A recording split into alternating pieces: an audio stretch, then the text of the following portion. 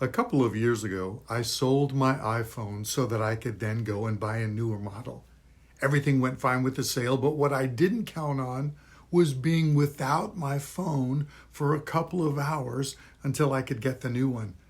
I was completely cut off from the world. All communication was gone. There was a sense of isolation and almost panic.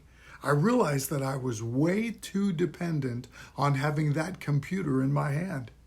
Just think about how many times we turn over that phone just to see if there are any notifications. It's like we can't afford to miss anything.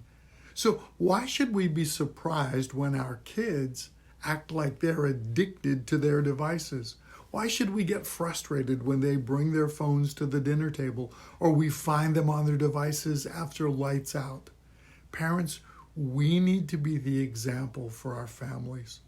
Identify times that should be device free and just time for family or just being quiet. Listen to what Paul says in 1 Corinthians 6:12. He says, some of you say, I have the right to do anything. But not everything is helpful. And again, some of you say, I have the right to do anything. But Paul says, but I'm not going to be controlled by anything. And that's the potential problem. We can be controlled by our devices. If they get too far away from us, we get antsy. And if we don't check them for 15 minutes, we're afraid we're missing out on something. So talk about this as a family.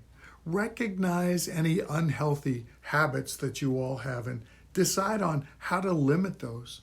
Set some goals and expectations for device time and then decide to follow them together. Parents, you've got to be the best example for your children. Every time you're in a conversation with your child and you take your eyes off of them just to glance at your phone, you're communicating what's most important to you. Remember, you can't be the exception because your stuff is important. Ultimately, your children are going to follow your example.